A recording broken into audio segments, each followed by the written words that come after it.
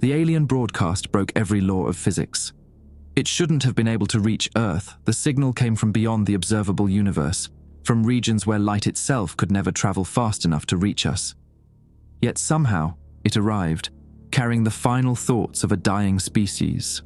Memories of their art, their history, their children's laughter. Their message was simple and heartbreaking.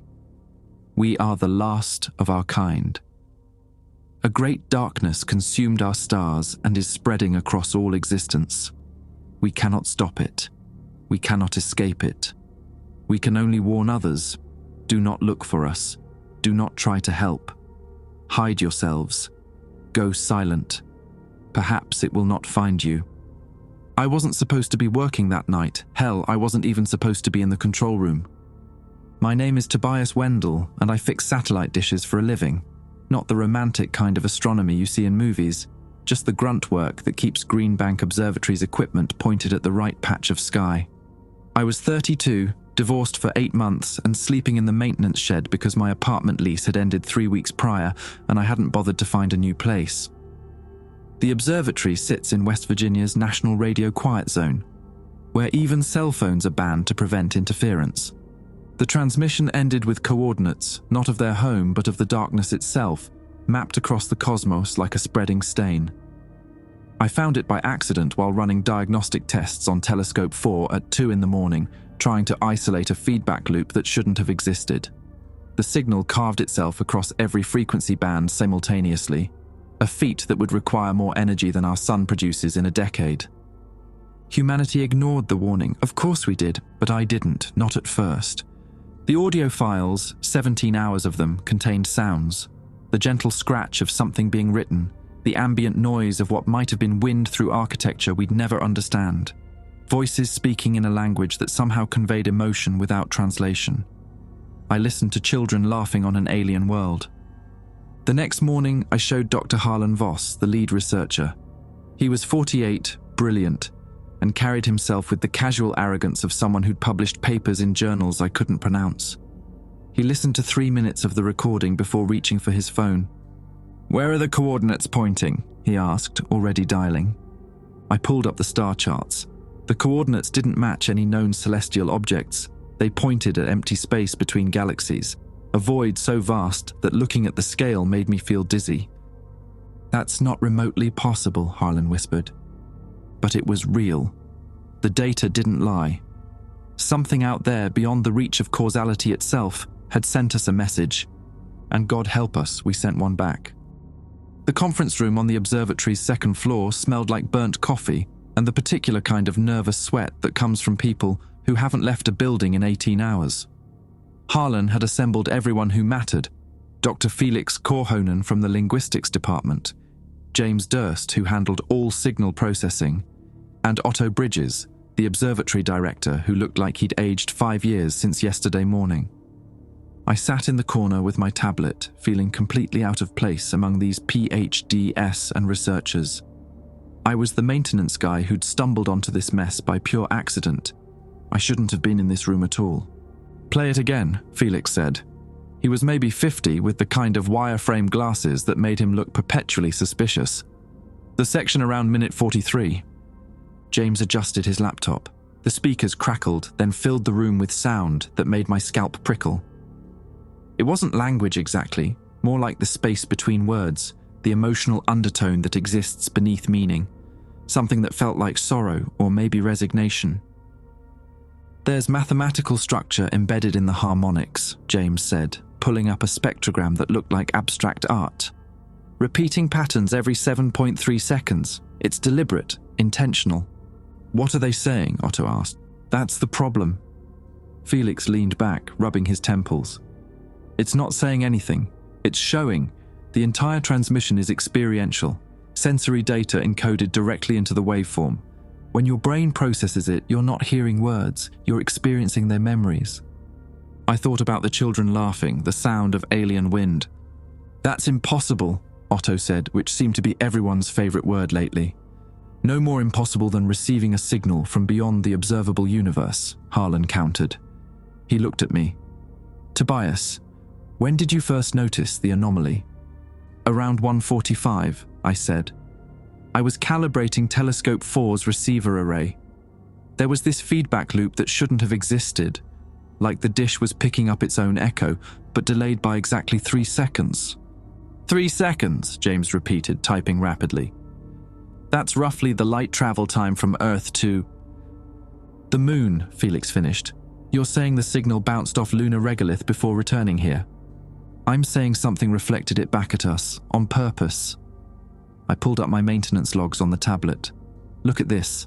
Every time I tried to isolate the frequency, it shifted to match whatever filter I applied, like it was adapting in real time. The room went quiet. Harlan broke the silence. We need to respond. Are you out of your mind? Otto stood up so fast his chair scraped against the floor. We have no idea what we're dealing with here. The message literally warns us not to make contact. The message warns us about some nebulous darkness, Harlan shot back. But think about what we're looking at. A civilization advanced enough to transmit across causally disconnected regions of space-time. If they developed that technology, they might have solutions to threats we can't even imagine. We could learn from them. Or we could paint a target on ourselves, Otto said. We're already visible, Felix interjected quietly. We've been broadcasting radio signals into space for over a century. If something out there wanted to find us, we've been ringing the dinner bell for generations. I wanted to agree with Otto.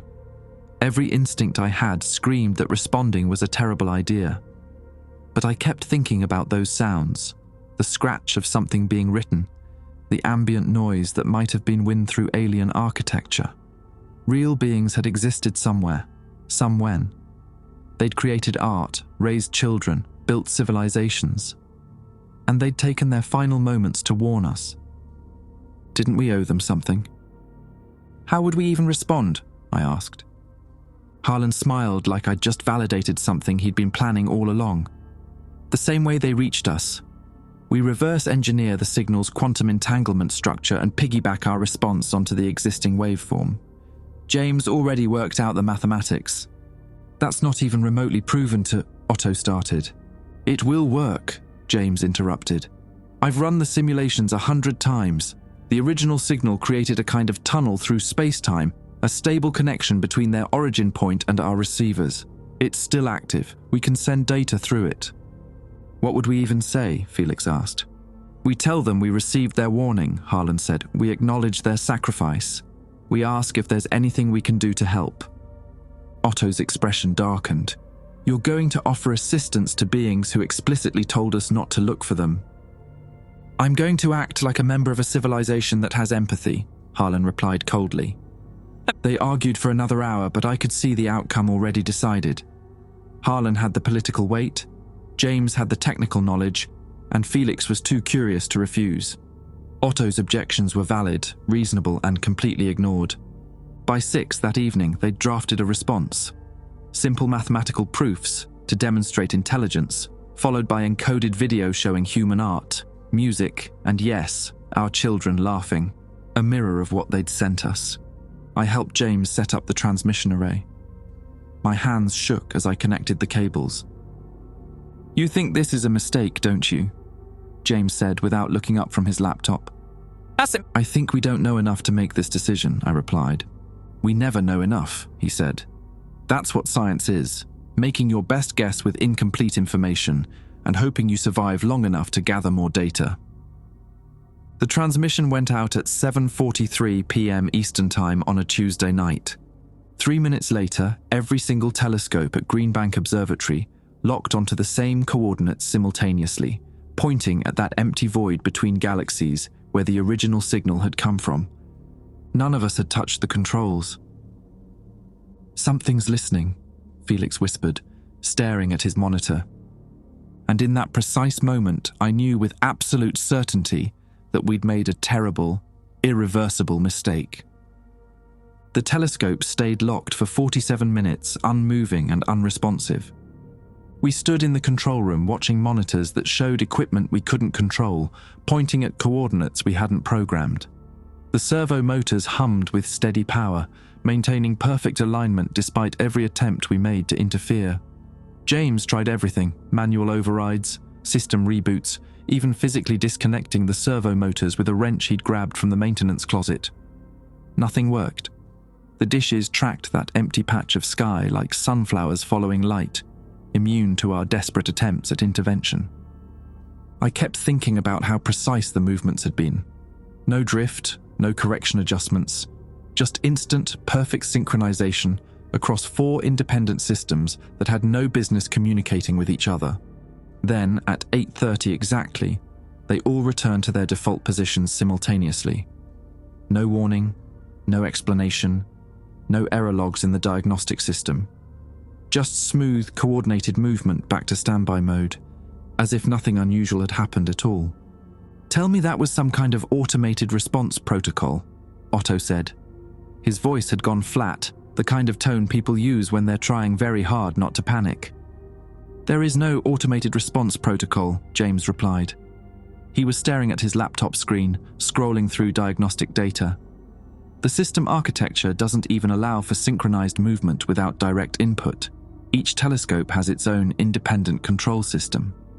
"So what just happened?" Felix asked. Nobody answered. Harlan broke the silence. "We need to analyze the response window. 47 minutes is too specific to be random. It might be encoding information, a mathematical sequence, a countdown, something." "Or it was just a malfunction," Otto said, but he didn't sound convinced. I walked over to the main console where the signal data was still being processed. The original transmission had been 17 hours long, but something new had appeared in the data stream. A small spike at timestamp 16:42:33, barely noticeable unless you knew where to look. "There's additional data here," I said, pulling it up on the large monitor. "It wasn't in the original signal. This appeared after we sent our response."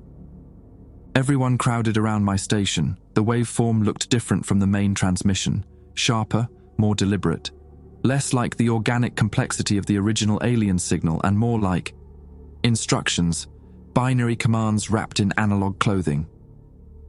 "That's Morse code," Felix breathed, leaning closer to the screen. "Old Earth Morse code from the early 20th century. How would they even know that system? It's been obsolete for decades." "What does it say?" Harlan interrupted, his voice tight with barely controlled tension. Felix grabbed a notepad and started transcribing, his pen scratching across paper in quick, nervous strokes. The room fell silent except for the soft clicking of his pen and the ambient hum of the cooling systems. Nobody moved, nobody spoke. We all just watched as Felix decoded the message that had traveled across the void in response to our greeting. After 3 minutes that felt like hours, he set down the pad. His hand was shaking badly enough that I could see the tremor from where I stood. "It says, confirmed receipt, origin, Sol 3, population estimate 8 billion. Atmospheric composition, nitrogen, oxygen, marking coordinates for harvest sequence. Estimated arrival, 47 minutes. The temperature in the room seemed to drop 10 degrees. "Harvest," Otto repeated slowly. "Harvest sequence." "That's not from them," James said quickly. "That can't be from the aliens who sent the original message. The linguistic structure is completely different." "Because it's not from them," I said, the pieces suddenly clicking into place in my head. "The original signal came from beyond the observable universe. Nothing can travel faster than light. So how did they respond to our transmission in under 3 minutes?" Nobody wanted to answer that question. Harlan's face had gone pale. "You're suggesting the response came from somewhere closer?" "I'm suggesting the response came from something that was already here, waiting." Felix sat down heavily. The warning, "Do not look for us. Do not try to help." They weren't warning us about the darkness. They were warning us not to respond, because responding reveals your location to something that's listening for exactly that kind of signal. "A trap," Otto said. "The whole thing is a trap." I thought about the children laughing, the alien wind, the scratch of something being written. 17 hours of carefully constructed memories designed to evoke empathy, to make us care enough to reach out, to announce ourselves. "We need to contact the National Radio Astronomy Observatory," Harlan said, already reaching for his phone. If this thing is tracking radio responses, every observatory that picked up the original signal might have replied. Most wouldn't have had the technical capability, James said. The quantum entanglement structure required to send data back through that connection is extremely complex. We might be the only ones who... The lights went out. Emergency power kicked in after 2 seconds, bathing everything in red.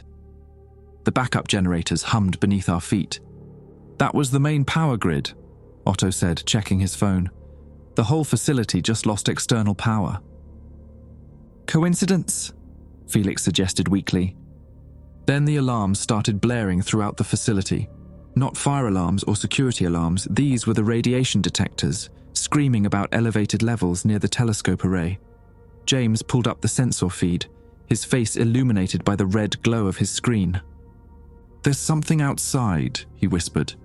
Between telescopes 2 and 3. The radiation signature is off the charts, but it's not gamma or X-ray. It's something else entirely. Show me the security cameras, Harlan demanded. James switched feeds. The external cameras showed the telescope array in infrared, all 4 massive dishes pointing at different sections of sky. At first, I didn't see anything unusual. Then James zoomed in on the space between telescopes 2 and 3. There was a distortion there, not quite a blur, not quite darkness. More like reality had developed a blind spot, a place where your eyes couldn't quite focus. It was roughly spherical, maybe 3 meters across, and it was growing. What is that? Felix asked. The sphere pulsed once, and every screen in the control room went white with static. When the displays cleared, the distortion had doubled in size. It's using the telescope array as an anchor point, James said, typing frantically. The quantum entanglement connection we opened, it's creating a spatial bridge. That's not a ship or a probe. That's a doorway. Shut it down, Otto ordered. Shut down the telescopes, cut the connection, do whatever you have to do. I'm trying, James shot back. The system's not responding. It's like something else is controlling it remotely. Another pulse. The sphere tripled in size. I could see it now on the monitor, a growing absence in reality that made my head ache to look at. We need to evacuate, I said, right now. Harlan shook his head. We can't just leave. We need to document this, gather data. We need to survive, Otto interrupted. Tobias is right. Everyone out, now. We ran for the exits. The observatory had 3 main buildings connected by covered walkways, and we were in the control center furthest from the parking lot. I was halfway down the hall when I realized Felix wasn't with us. Wait, I shouted. Where's Felix? James stopped, breathing hard. He went back for his research laptop, said it had the complete linguistic analysis. Are you serious? Otto looked ready to murder someone. I didn't think. I just turned and ran back toward the control room. Behind me, I heard Otto yelling my name, but I was already through the door. Felix was at his station, frantically downloading files to a thumb drive. The monitors showed the sphere had grown to at least 10 meters in diameter. Something dark was moving inside it now, something that hurt to perceive. We have to go, I said, grabbing his shoulder. Just 10 more seconds, he replied, watching the progress bar. This is everything we've learned, all the analysis of the original signal. If we lose this data... The progress bar hit 100%. Felix yanked the drive out and we ran. We made it to the parking lot just as the windows in the control room building shattered outward. Not from pressure or explosion. They simply ceased to exist, edges smoothing away like someone erasing a drawing with careful precision. Through the expanding hole in the building's facade, I could see that sphere of darkness, now 30 meters across and still growing steadily. The edges rippled like oil on water, but darker than any shadow had a right to be. And from within that darkness, something was starting to emerge. Something massive and ancient. Something that had been waiting in the spaces between galaxies for a very long time, patient and hungry, listening for the sound of civilizations announcing themselves to the void. Something that had finally been invited in. Otto's car wouldn't start. Neither would mine. None of them would.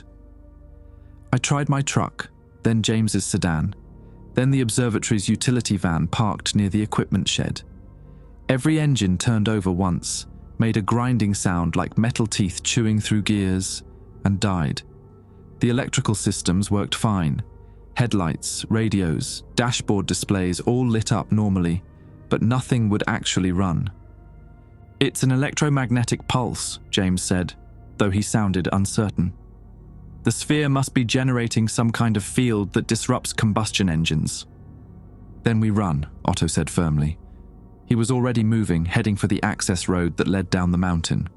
The nearest town was Greenbank, about 6 miles south. 6 miles of winding mountain roads in complete darkness. Behind us, the sphere had grown to engulf most of the control building. The edges rippled and pulsed with a rhythm that felt almost organic, like watching something breathe. And still, something was moving inside it. Shapes that hurt to look at directly. Geometries that made my brain ache trying to process them. Harlan hadn't moved from where he stood in the parking lot. He was staring at the growing darkness, his face slack with what might have been awe or horror, or both. "Harlan," I called out, "we need to go." He didn't respond. Felix walked back and grabbed his arm, trying to pull him toward the road. "It's beautiful," Harlan whispered. "Can't you see it? The mathematics of it. The pure, elegant mathematics." "What's he talking about?" Felix looked at me, panicked. I didn't know, but I could see Harlan's eyes now, and they were different somehow. The pupils had dilated so wide they were almost entirely black, and there was something else, a faint luminescence around the edges, like distant stars reflected in dark water. "Harlan, look at me," I said, getting in front of him. "We need to leave, now." "They're not here to hurt us," he continued in that dreamy voice. "They're here to help us transcend, to lift us beyond these limited forms. Can't you hear them singing?" I couldn't hear anything except the alarms and my own heartbeat hammering in my ears. Felix slapped him, hard enough that the crack echoed across the parking lot. Harlan blinked, and for a moment his eyes cleared. He looked at Felix, then at me, and I saw genuine fear break through whatever had been affecting him. "Run," he said. "Whatever I just said, ignore it. We need to run right now." We ran. The access road was steep and dark, lit only by emergency lights spaced every 100 yards along the guardrail. I could hear Otto ahead of us, his breathing labored and ragged. Felix and Harlan were behind me, and James brought up the rear.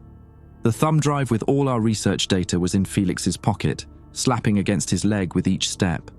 I'd made it maybe half a mile when I realized the emergency lights were going out behind us. Not all at once. They were failing in sequence, like a wave of darkness rolling down the mountain, eating the light as it came. "It's following us," James gasped. "The sphere or whatever's inside it. It's expanding faster now." "How fast?" Otto called back. "Fast enough." I pushed my legs harder, ignoring the burning in my lungs. The road curved sharply to the left, following the natural contour of the mountain. In daylight, you could see the valley below, stretching out toward Greenbank with its scattered lights and occasional farmhouses. Now there was just darkness and the sound of 5 people trying not to die. We rounded another curve, and I saw lights ahead. A pickup truck coming up the mountain, headlights cutting through the night. Hope surged in my chest. If we could flag them down, get a ride. The truck crossed into the expanding sphere's boundary. The headlights flickered once, then went dark.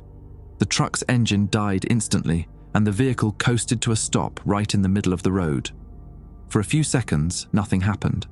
Then the driver's door opened and a man climbed out, silhouetted against the growing darkness behind him. "Hey!" he called out. "What the hell is going on? My truck just died, and there's some kind of—" He stopped talking. His posture changed, going rigid like someone had pulled all his muscles taut at once. Then he turned to face the sphere, and even from 50 yards away, I could see his eyes reflecting that same strange luminescence I'd seen in Harlan's. "Beautiful," the man whispered, his voice carrying clearly in the night air. "So beautiful." He started walking toward the sphere, not quickly, but with steady, purposeful steps. "Don't look at it!" Harlan shouted behind me. "Whatever you do, don't look directly at the sphere. It does something to your brain, makes you want to go toward it."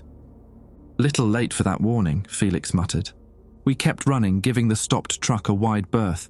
I tried not to think about the driver, walking calmly into that expanding darkness. Tried not to imagine what would happen when he reached it. The sound came maybe 10 seconds later, not a scream. Screams would have been better. This was more like the sound of reality tearing, a noise that existed somewhere between frequencies, too low and too high at the same time. It lasted 3 seconds and made my nose bleed. When I looked back, the truck driver was gone. Just gone. No body, no trace, nothing but the expanding sphere continuing its relentless growth down the mountain. We ran for another mile before James collapsed. He went down hard, clutching his chest and gasping. For a horrible moment, I thought he was having a heart attack, but he shook his head when I tried to help him up. Not heart, he managed. Lungs, asthma. Haven't had an attack in years, but... "Where's your inhaler?" Felix asked. "I'm back at the observatory, in my desk." Of course it was. Otto looked back at the advancing darkness, then at James, and I could see him doing the math. We were maybe 3 miles from Greenbank still. James couldn't run anymore. The sphere was gaining on us. "You go ahead," James said, still gasping. "I'll slow you down." "Shut up," I told him. "Otto, help me get him up." Between the two of us, we got James to his feet. He leaned heavily on my shoulder as we started moving again, but it was clear we'd lost our speed. The darkness was maybe a 1/4 mile behind us now, close enough that I could see the shapes moving inside it more clearly. They weren't solid. That was the worst part. They looked like suggestions of forms, outlines of something that couldn't quite exist in 3 dimensions. Limbs that branched into impossible angles. Faces that were too symmetrical, too perfect, with too many eyes arranged in spiraling patterns. And they were singing. I could hear it now, just barely, a sound that bypassed my ears entirely and resonated directly in my skull. Mathematical harmonies that described the death of stars, the collapse of galaxies, the slow heat death of the universe rendered as music. "It's in my head," Felix said quietly. "The singing. It's telling me things." "Don't listen to it," Harlan said. But his eyes had that faraway look again, and I knew he was fighting the same battle. We staggered around another curve, and I saw something that made my heart sink. A bridge. Just a small concrete structure spanning a creek that cut across the road, but it was narrow, barely wide enough for one vehicle. If the sphere reached it before we crossed... "Move," Otto commanded. We moved. James was barely conscious now, his weight dragging on me with each step. My shoulders screamed in protest, but I kept going, focused entirely on reaching the far side of that bridge. We made it with maybe 30 seconds to spare. As soon as we crossed, Otto stopped and turned back toward the sphere. "What are you doing?" I asked, buying time. He pulled out his phone. "This bridge is the only vehicle access on this section of road. If I can collapse it, maybe we can slow that thing down." "How exactly do you plan to—" He was already dialing. "This is Director Bridges at Greenbank Observatory," he said into the phone. "This is not a drill. We have a code black situation. I need immediate emergency response, and I need someone to blow the Deer Creek Bridge on Access Road 7. Yes, I know how that sounds. I don't care. Do it." He listened for a moment, then looked at me. "They're sending someone, but it'll take at least 20 minutes to get demolition equipment here. We need to keep moving." 20 minutes? I looked back at the sphere, now maybe 100 yards away. We'd never last 20 minutes at our current pace. "Go," James said suddenly. He pushed away from me, standing on his own, though his legs were shaking. "I mean it this time. You can move faster without me. Get to town, warn people, tell them to evacuate." "We're not leaving you," Felix said. "You don't have a choice." James smiled weakly. "Besides, someone needs to document this. For science." "Nah." He pulled out his phone and aimed it at the approaching sphere, recording video with steady hands despite his labored breathing. "James," I started. "Go," he repeated. "Tell them what we found. Tell them we were wrong about everything." Otto grabbed my arm. "He's right. We can't save him and reach town, but we can make sure his sacrifice means something." I wanted to argue, wanted to find some third option where nobody had to die, but the sphere was close enough now that I could feel it pulling at me, a gentle tugging at the base of my skull that whispered promises of understanding, of transcendence, of finally knowing what lay beyond the veil. "Thank you," I told James. Then I ran, leaving him standing alone on that dark mountain road, camera pointed at the approaching darkness, documenting humanity's first and probably last contact with something that had been hunting civilizations for longer than our species had existed. Behind me, I heard James's voice one final time, calm and clear. "This is Dr. James Durst, recording my final observations. To whoever finds this footage, if anyone does, we brought this on ourselves. We answered a siren song and invited the hunters in. Don't make the same mistake. Stay silent. Hide. Survive." Then there was that sound again, reality tearing, and James Durst stopped existing in any meaningful sense of the word. We kept running. We reached Greenbank at 9:47 p.m., stumbling into town like refugees from a war zone. The town was small, maybe 300 people on a good day, most of them clustered around the intersection where Route 28 met Stillwell Road. A gas station with ancient pumps, a diner that closed at 8, a post office that doubled as a general store, and scattered houses with porches that sagged like tired shoulders. The kind of place where everyone knew everyone, and strangers got noticed immediately. We must have looked like hell. 4 men stumbling down Main Street, covered in sweat, one of them bleeding from the nose.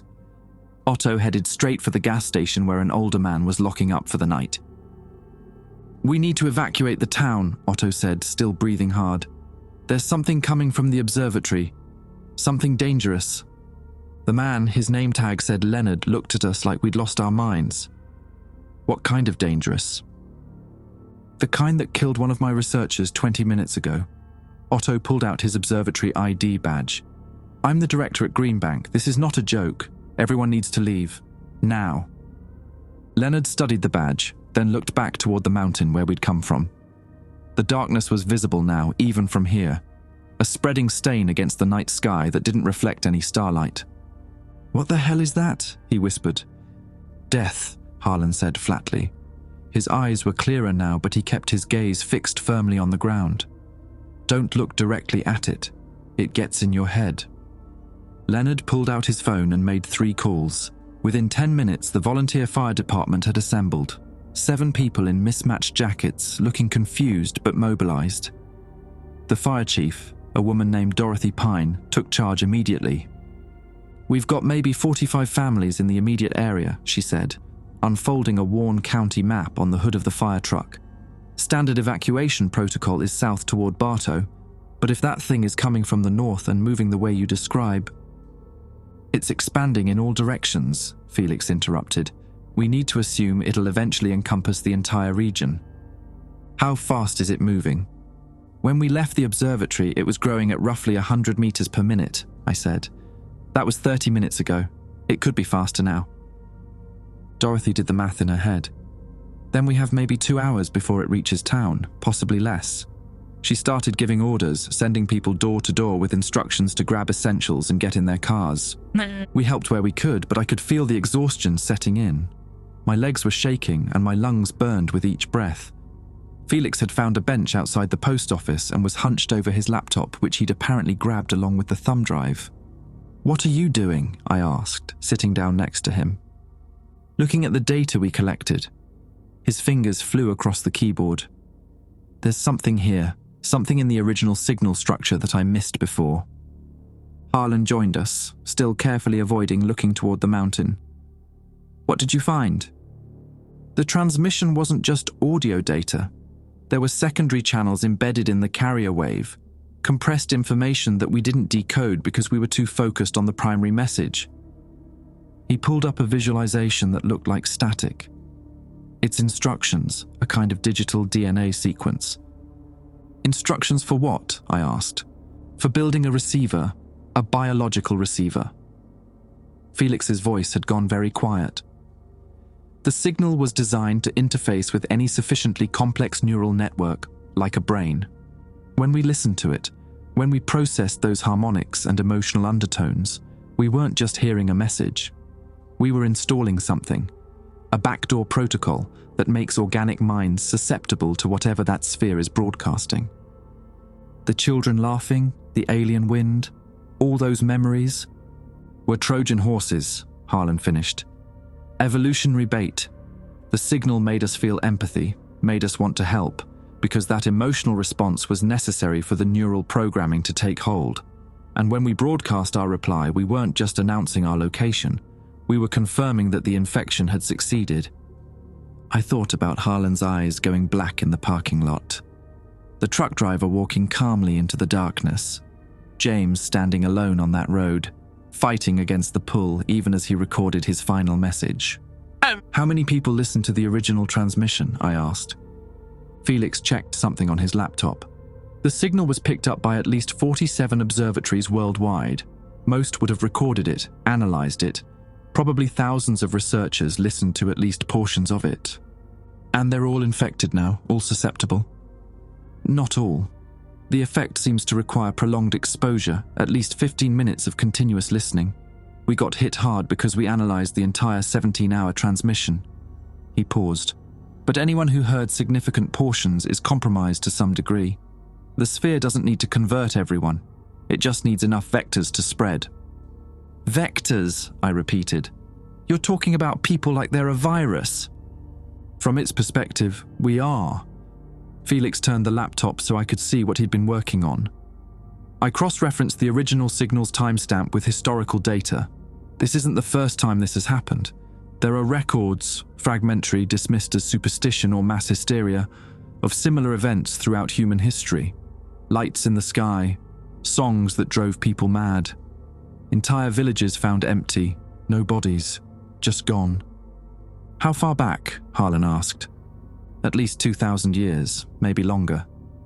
Felix pulled up what looked like medieval manuscripts, astronomical records from ancient China, Native American oral histories. Every few centuries, something reaches out, broadcasts a signal, waits for a response. The civilizations that reply disappear, completely. No trace except stories that survivors tell, which nobody believes. Then why hasn't it gotten us before? I asked. Humans have been around for a long time. Because we didn't have the technology to reply, Felix said. We could hear the songs, see the lights, but we couldn't broadcast back. Not until the 20th century. Not until we built radio telescopes powerful enough to punch through the void. The volunteer firefighters were still going door to door, evacuating families. Cars were starting to fill the street, engines running, people loading children and pets and whatever they could grab in 2 minutes. Normal people having the worst night of their lives, not understanding that 2 hours from now, none of it would matter. We can't outrun it, I said quietly. Even if everyone evacuates, where do they go? You said it's expanding in all directions. The sphere at our location is, Harlan said. But there might be others. 47 observatories picked up the signal. How many do you think tried to respond? The question hung in the air like a death sentence. Felix typed rapidly, pulling up news feeds and radio chatter. What he found made my blood go cold. Reports were coming in from around the world. Strange phenomena at radio observatories in Australia, Chile, China, South Africa. Growing darkness that consumed everything in its path. Emergency broadcasts cut short, cities going silent. It's not one sphere, Felix said, his voice hollow. It's dozens, maybe hundreds. Every place that tried to answer the signal, every facility with the capability to respond. They're all opening doors now. How long until they merge? Harlan asked. Until the spheres grow large enough to overlap? Felix did the calculation. At current expansion rates, maybe 48 hours, 72 at most. And then what? Then Earth becomes another data point, another civilization that heard the siren song and made the fatal mistake of answering. Felix closed his laptop slowly, like he was putting away a funeral shroud. This is what happened to the original aliens, the ones whose message we thought we were receiving. They answered too, probably centuries ago, and whatever consumed them used their memories, their culture, their children's laughter as bait for the next species. For us. Otto appeared from the crowd of evacuees, his face grim. We've got everyone moving.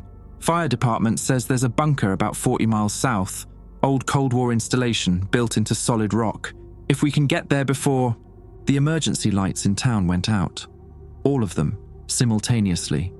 In the sudden darkness, I could see the sphere clearly now, stark against the night sky. It had grown massive, a writhing wall of not quite space that covered half the northern horizon, blotting out the stars completely. And within it, those shapes were moving closer to the edge, pressing against the boundary like faces pushing through a membrane, getting ready to come through and hunt.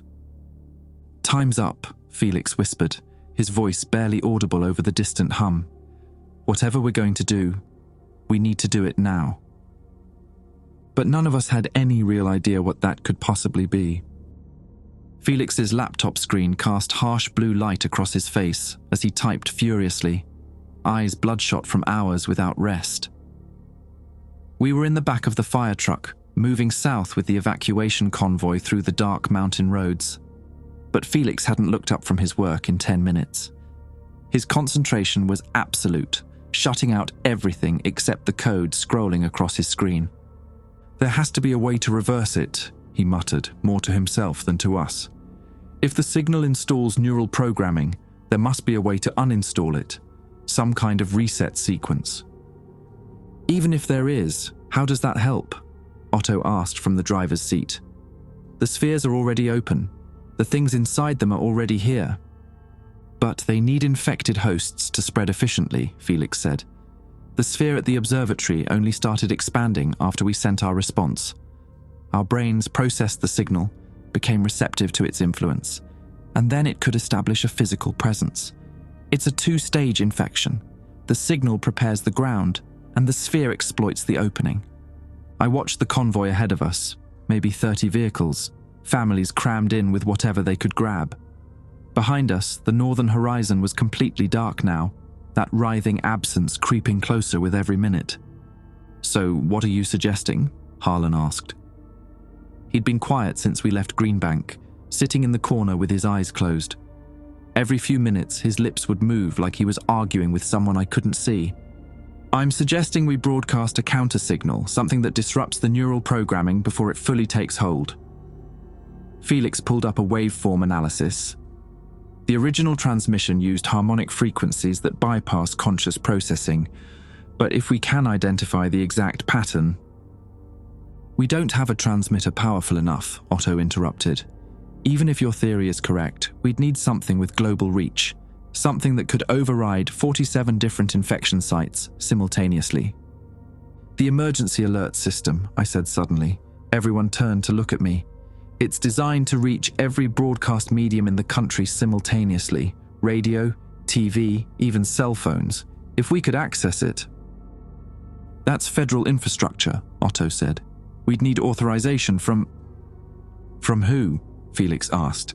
"The government officials who might already be infected. The military personnel who listen to the signal. We're on our own here." The convoy slowed as we approached a roadblock. Local police had set up barriers across Route 28.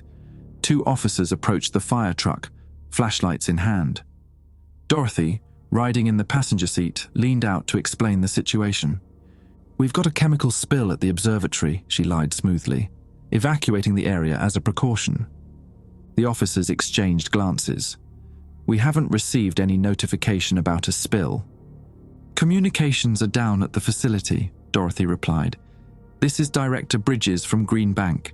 He can verify..."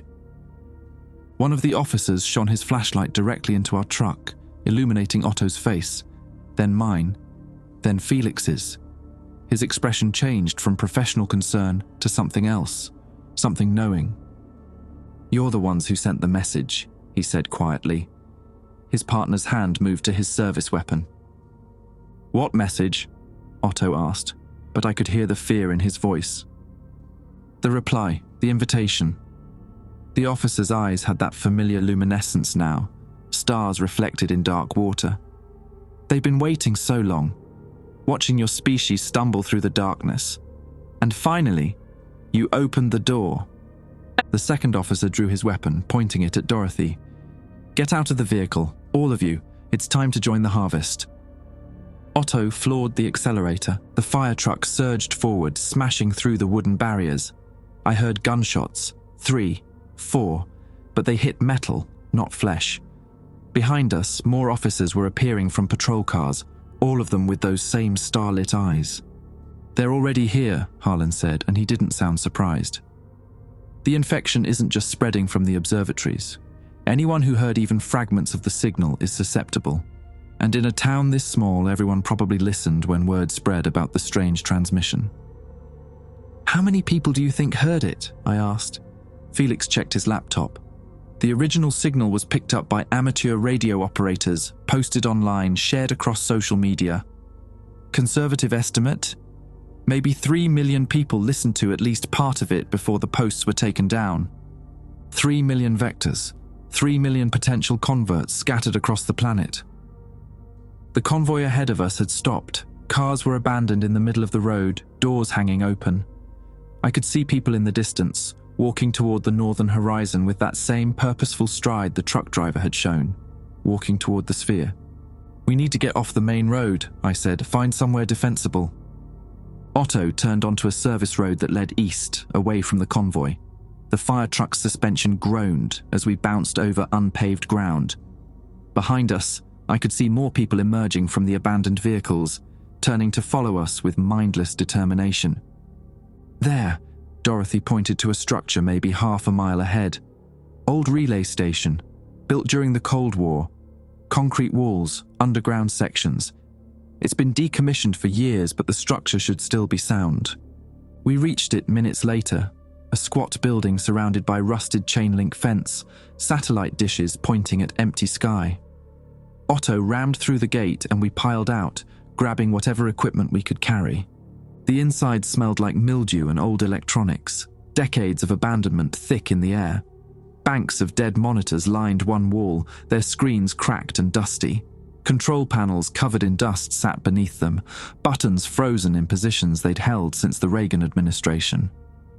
But the backup generator still had fuel, and when Otto got it running, emergency lights flickered to life. Felix immediately set up his laptop, connecting to the facility's ancient communications array. "This equipment is from the 70s, but the basic principles are the same. If I can boost the signal strength and patch into the emergency broadcast network—" "How long?" I asked. "Hours, maybe 6 or 7. He was already typing. "I need to analyze the complete waveform, identify the specific frequencies that create the neural programming, then reverse engineer a counter pattern that will disrupt it without causing brain damage." "We don't have 6 hours, Harlan said. He was standing at the window looking out at the darkening landscape. "They're coming." I joined him at the window. Figures were visible in the distance, dozens of them, walking steadily toward our position. Some I recognized: Leonard from the gas station, families from Greenbank, the police officers from the roadblock, all with those star-lit eyes. "The underground section," Dorothy said. "We can lock ourselves in, buy Felix time to work." We moved quickly, hauling equipment down a narrow staircase into what had once been a bomb shelter. Thick concrete walls, steel door with a manual lock that still functioned. Otto and I positioned ourselves at the door while Felix set up in the corner, his fingers flying across the keyboard. Harlan hadn't followed us down. "Where is he?" Dorothy asked. I ran back up the stairs. Harlan was still at the window, but now he'd opened it. The cold night air blew in, carrying sounds I couldn't quite identify, whispers in frequencies just below hearing. "Harlan, we need to go." He turned to face me. His eyes were completely black now, no white visible at all. But unlike the others, there was something behind that darkness, something fighting. "I can hear them, Tobias." His voice was strained. "All of them. The voices of every civilization that fell to the harvest. They're not gone. They're inside it, part of it, and they're screaming." "Come downstairs, Felix is working on a solution." "There is no solution." Harlan smiled, and it was the saddest thing I'd ever seen. "The signal isn't something you can reverse. It's evolution, transformation. The sphere doesn't destroy consciousness. It consumes it, incorporates it. Everyone who's been taken is still alive in there, still aware, just changed." "Then we fight it," I said. "We find a way to stop it from taking anyone else." "You can't stop it, but you can understand it." He pulled something from his pocket, the thumb drive Felix had saved, containing all our research. "Take this. Get as far from here as you can. Document everything. Maybe the next species that hears the song will learn from our mistakes." "The next species? Harlan, what are you... He jumped. Not out the window, but through it somehow, his body passing through the glass without breaking it, like he'd ceased to exist in the same physical space as normal matter. I watched him walk across the dead grass toward the advancing crowd, toward the sphere visible on the horizon. I wanted to go after him, wanted to drag him back, lock him in the bunker, save him like I'd failed to save James. But I couldn't, because part of me understood what he was doing. He was going to become part of it, to let the sphere absorb him so he could see it from the inside, so he could understand what we were really facing. I ran back downstairs and sealed the door. "Where's Harlan?" Otto demanded. "Gone, he's gone." I handed Felix the thumb drive. "How long until you finish?" 4 hours minimum. The pattern recognition algorithms are... A sound interrupted him, deep and resonant, like a bell made of something other than metal. The whole building shook. "What was that?" Dorothy asked. I knew what it was. The sphere had reached the relay station. Through the narrow ventilation shaft, I could see darkness pressing against the building exterior. Not destroying it, consuming it. The concrete walls were smoothing away, edges dissolving like chalk in rain. "We're out of time," Otto said. "Felix, whatever you have, broadcast it now." "It's not ready. If I transmit an incomplete counter-signal, it could make things worse." "Worse than what?"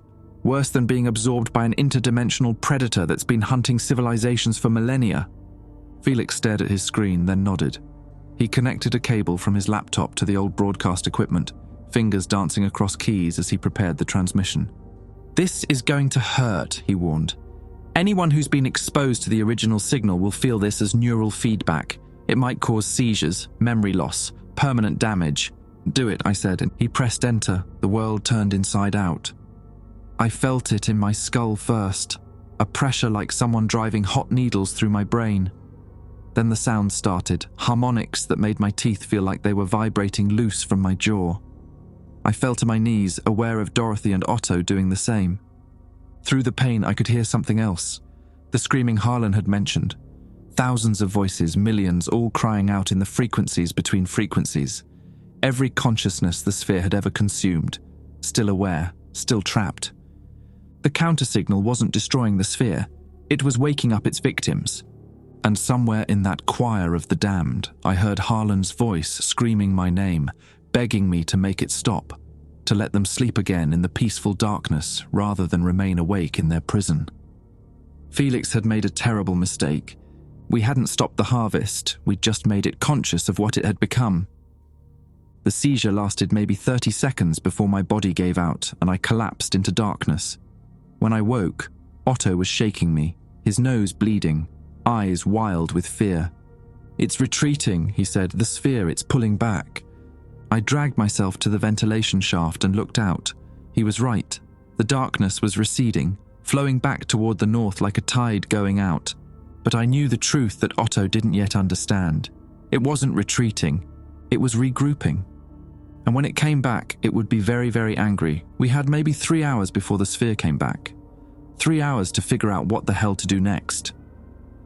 I spent the first 30 minutes throwing up in the corner of the relay station's bathroom, my body trying to purge itself of the counter-signal's after-effects.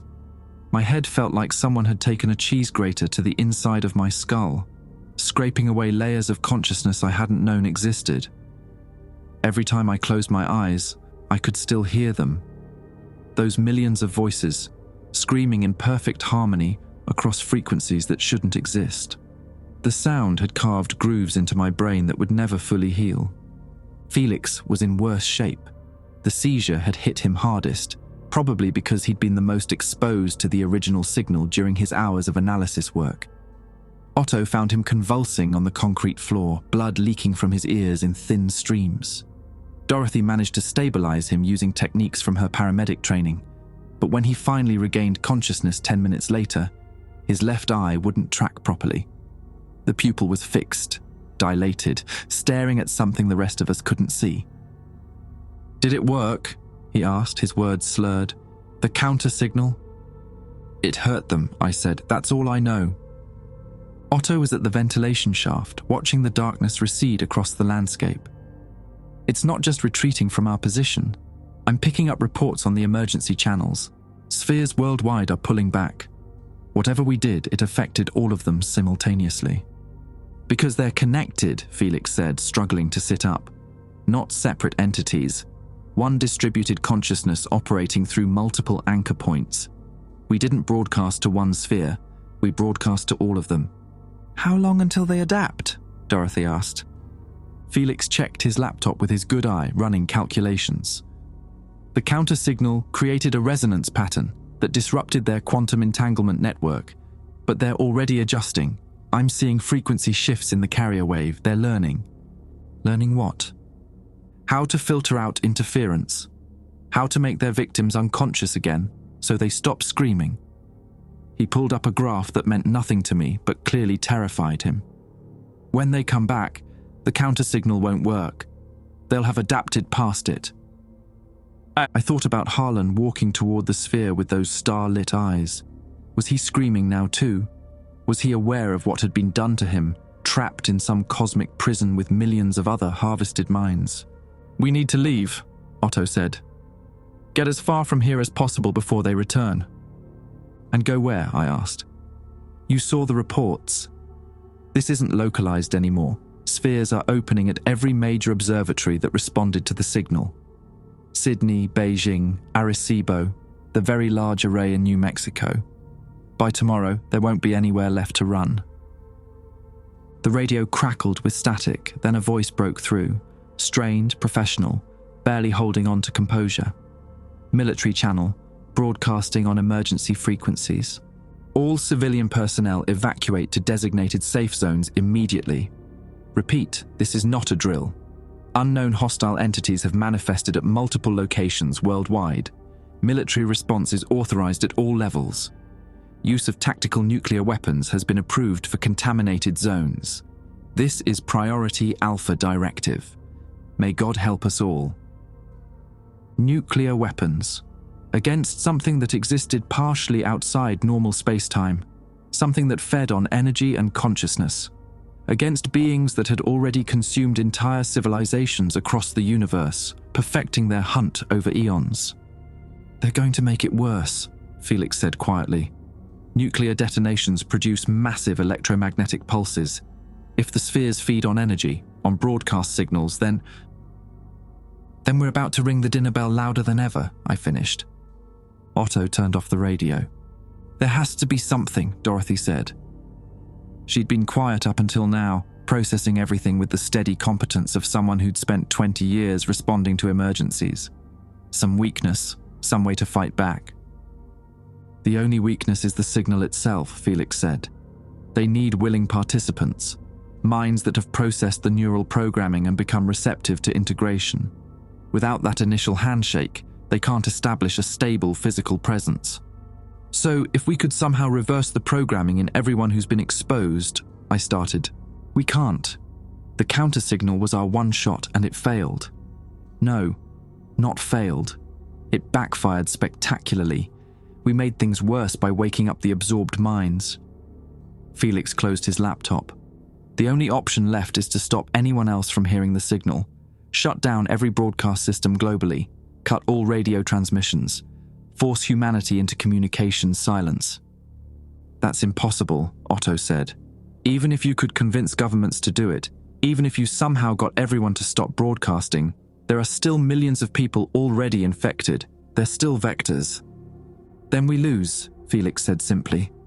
We lose, and humanity joins the choir of the damned, and in a few centuries, our children's laughter becomes bait for the next species. I walked to the window, looking out at the dark landscape. The sphere had pulled back maybe 5 miles, but I could still see it on the horizon. A wall of absence that devoured starlight. And within it, shapes were moving, reorganizing, adapting. My ex-wife, Jennifer, was in Pittsburgh. We hadn't spoken since the divorce, hadn't parted on good terms, but I found myself wondering if she was still alive, if she'd heard the signal, if she was walking toward one of those spheres right now with star-lit eyes. There's one other option, I said, not turning around. We destroy the source. The source is beyond the observable universe, Otto replied. You heard Felix's analysis. The original signal came from a region causally disconnected from Earth. We can't reach it. Not the original source, the relay point. I turned to face them. The signal had to be amplified somehow to reach us. Something between their location and ours must be acting as a quantum repeater. If we could identify it, destroy it. You'd cut off their ability to open new spheres, Felix said slowly, understanding dawning in his expression. The existing ones would remain, but no new anchor points could be established. It wouldn't save the people already infected, but it might stop the spread. Where is it? Dorothy asked. This relay point. Felix opened his laptop again, pulling up astronomical data with his good hand, while the other trembled uselessly.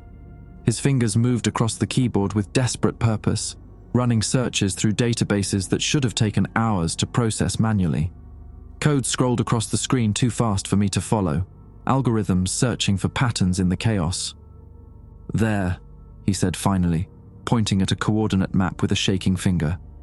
Lunar orbit. There's been a persistent gravitational anomaly at Lagrange point 5 for the past 6 months. We assumed it was just measurement error, instrument drift, something mundane. But if something's parked there, something massive designed to receive and amplify quantum-entangled signals across interstellar distances.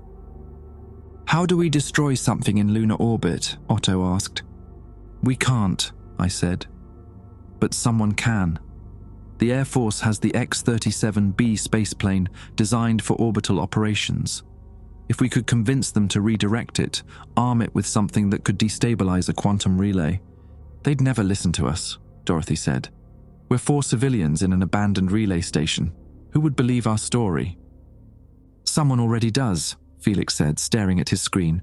I'm receiving a message. Military encryption routed through 3 different satellites to hide the origin point. Someone's been monitoring our communications. He pulled up the message. It was short. Dr. Koronen, we know what you discovered. We know what you tried. Air Force Space Command is prepared to assist, but we need complete data package and targeting coordinates. Upload to secure server immediately. Time critical. Major Yates, Space Operations Command. It could be a trap, Otto said, or it could be our only chance. Felix looked at me. If I upload everything we've learned, if they can actually hit that relay station, what happens to everyone already absorbed? Harlan, James, all those millions of people. They stay trapped, I said, conscious, aware, screaming in the dark forever. But at least no one else joins them.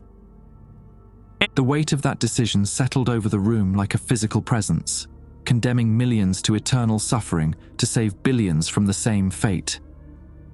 Do it, Dorothy said quietly. My daughter's in Charleston, she's 19. If there's any chance this saves her.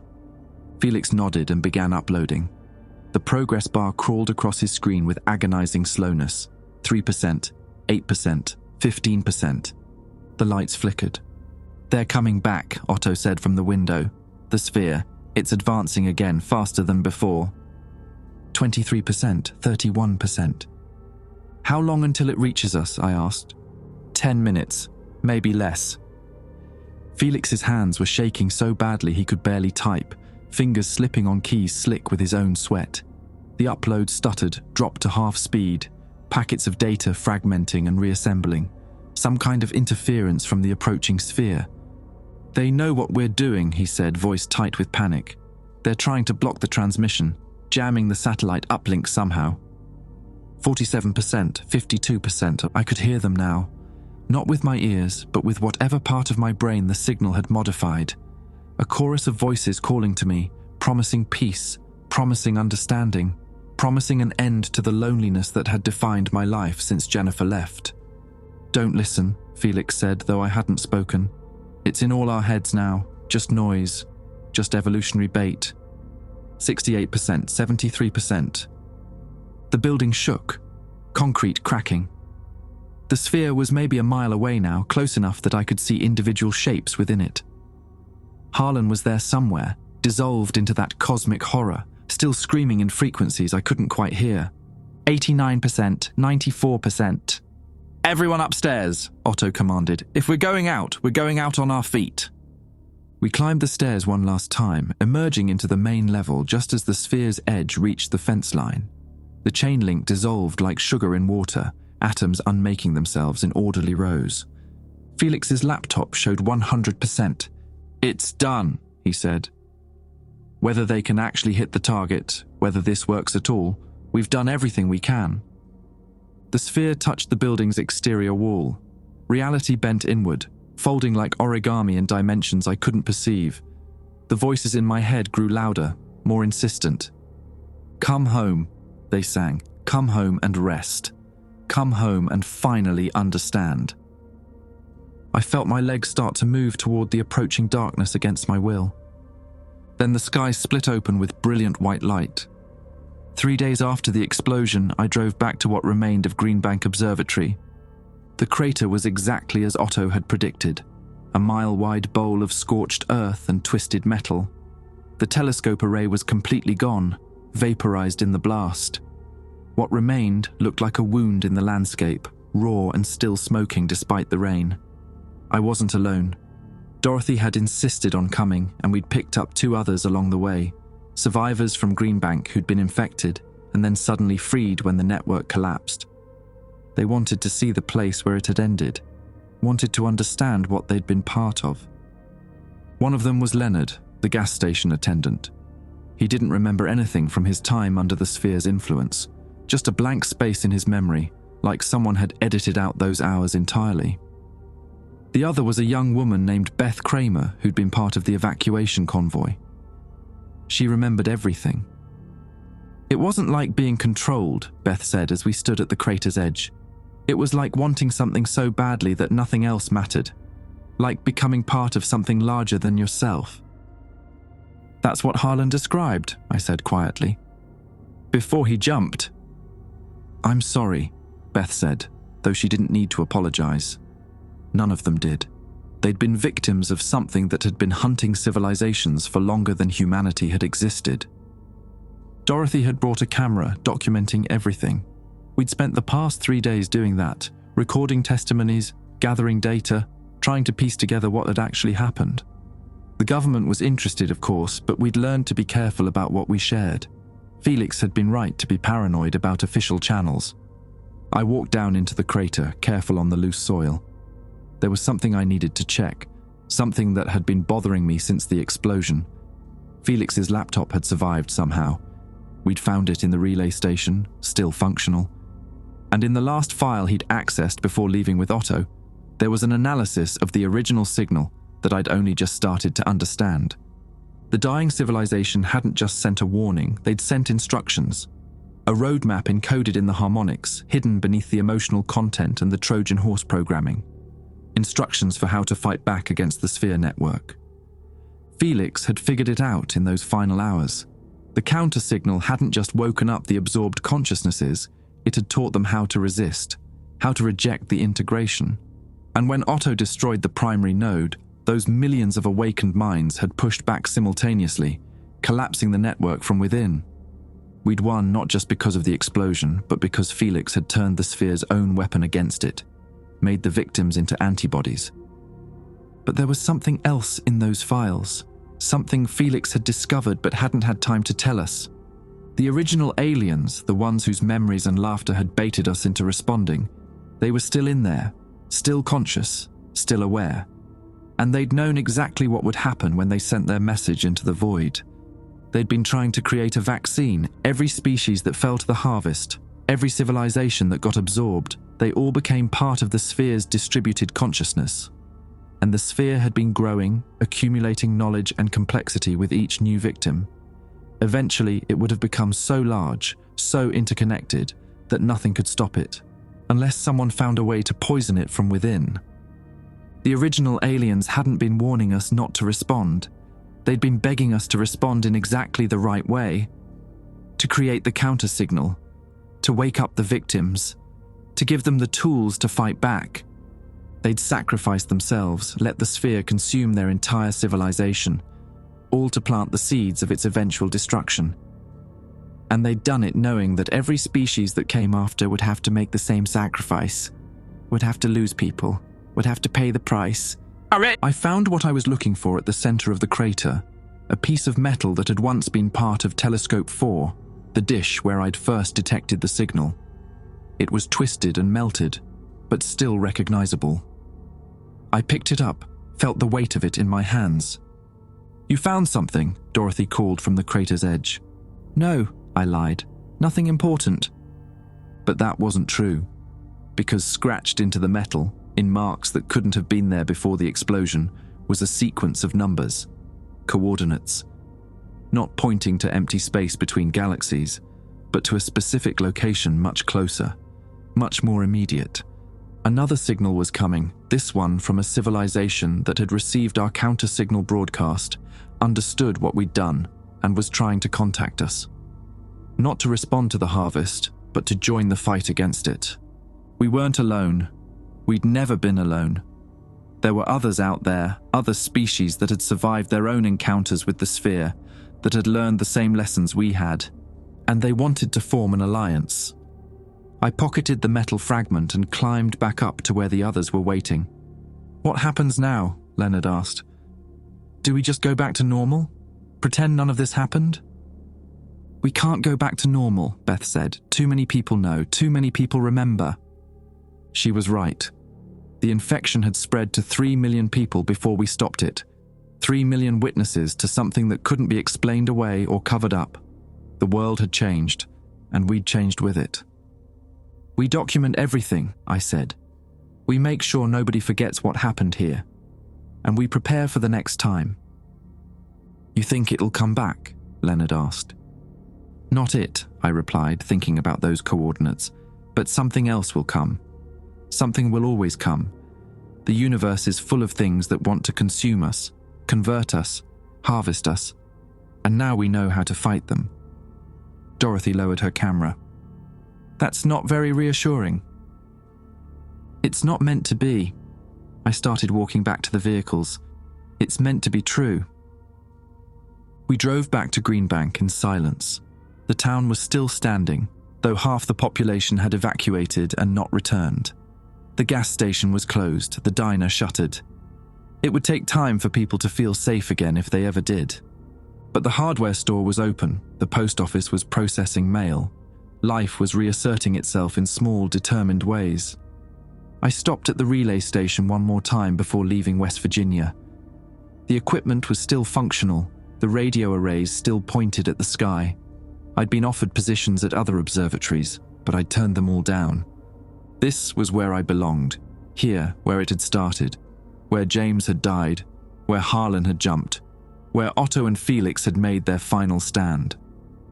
I sat down at the console and pulled up the star charts, entering the coordinates from the metal fragment. The location resolved to a point about 40 light-years away, a solar system with 3 planets. Someone there was trying to reach us, someone who'd heard our counter-signal and understood what it meant, someone who wanted to help. I drafted a response, not with the full power of a telescope array, not with anything that could open another door for the Sphere network. Just a simple radio transmission, carefully worded and deliberate. A message that said, "We hear you, we understand, we're ready to learn." The response came back 6 hours later, impossibly fast. They weren't 40 light-years away. They were much closer, close enough to have been watching us for a long time. The message was simple. The harvest will come again, not tomorrow, not next year, but eventually. When it does, you'll need allies. We've been preparing for this fight for 300 years. We can teach you what we've learned, if you're willing to listen. I thought about Otto's final words, about Felix's sacrifice, about Harlan walking willingly into the darkness to understand it from within, about James standing alone on that mountain road, documenting the end. They'd paid the price so that humanity would survive, so that we'd have a chance to learn from our mistakes and prepare for whatever came next. I typed back, "We're listening." The reply came instantly. "Good. Then let us tell you about the others, the ones who didn't survive their harvest, the ones whose messages you'll hear in the years to come, calling out from the darkness, begging for help. You need to learn how to recognize the real warnings from the false ones. how to distinguish between a genuine cry for aid and another siren song designed to make you reveal yourselves. I sat back, the weight of it settling over me like a heavy coat. This wasn't over. It would never be over. Humanity had stepped onto a stage we hadn't known existed, into a conflict that spanned galaxies and millennia. But at least now we knew the truth. At least now we had a chance. I looked out the window at the night sky, at the stars that had always seemed so distant and peaceful. Now I knew better. Now I understood that behind that beautiful darkness there were things older than our sun, hungrier than we could imagine, and patient enough to wait centuries for their next meal. But there were also allies, others who'd survived, others who'd learned to fight back. The universe wasn't empty. It was crowded with both predators and prey, hunters and hunted, those who'd fallen and those who'd endured. And we'd just joined their ranks. I saved the transmission data to a secure drive and shut down the console. Tomorrow I'd start preparing, start learning everything our new allies could teach us.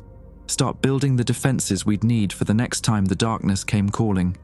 But tonight, I drove back to the crater one last time. I stood at the edge, looking down at the scorched earth where my friends had given everything to save us all. The rain had stopped, and the stars were coming out, bright and sharp against the black sky. "We heard you," I whispered to the darkness. "We answered. And we won. This time, we won." The wind picked up, carrying the smell of rain and ash. And somewhere in the distance, so faint I might have imagined it, I heard harmonics. Not threatening, not calling, just there. A reminder that the universe was singing, and we were finally learning to understand the song. Not all of it was meant to destroy us. Some of it was meant to save us. We just had to learn the difference. I keep James's phone in my desk drawer, and the video is still on it. The last 37 seconds he recorded before the sphere took him. I've watched it maybe 100 times, trying to understand what he saw in those final moments. The footage is corrupted, pixels breaking down into impossible geometric patterns, but his voice is clear. This is Dr. James Durst, recording my final observations. To whoever finds this footage, we brought this on ourselves. We answered a siren song and invited the hunters in. Don't make the same mistake. Stay silent. Hide. Survive. He was wrong about that last part. We can't stay silent anymore. We can't hide. The universe knows we're here, and pretending otherwise would just make us easier prey. But he was right about everything else. The relay station has become a listening post, a place where we monitor signals, trying to separate the genuine from the deadly, trying to hear the difference between a cry for help and a hunter's lure. Our new allies have taught us things, how to recognize the patterns, how to build defenses, how to fight back when the next harvest comes.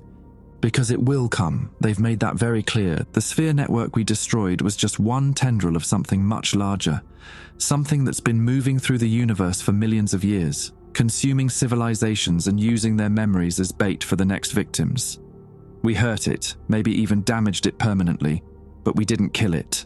Nothing kills something that old. Dorothy runs the facility now. She's better at the administrative work, coordinating with governments and military organizations. I handle the technical side, the listening and analysis. Beth and Leonard stayed in Greenbank.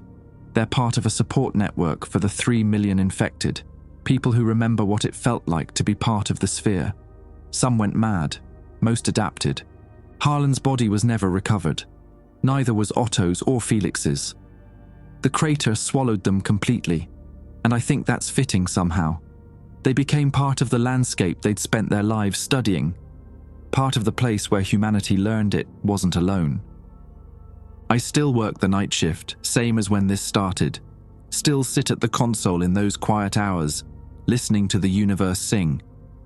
But now I understand what I'm hearing. The static contains messages, thousands of them, sent by civilizations across the cosmos. Some are warnings, some are siren songs, some are genuine calls for help. And every night I have to decide which is which. It's not an easy job. I make mistakes. Sometimes I miss a warning. Sometimes I flag a genuine distress call as a trap. But I keep trying, keep listening, because that's what they died for. So humanity would have a chance to survive. The coffee maker gurgles. I pour a cup and return to the console.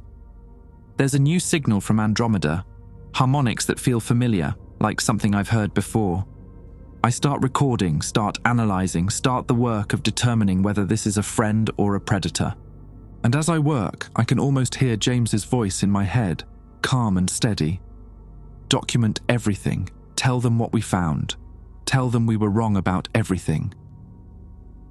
We were wrong about being alone. We were wrong about the universe being empty. We were wrong about the silence being safe. But we were right about one thing. Humanity is stubborn enough, adaptable enough, maybe even clever enough to survive what's coming. We answered the siren call and paid the price. Now we're learning to sing back.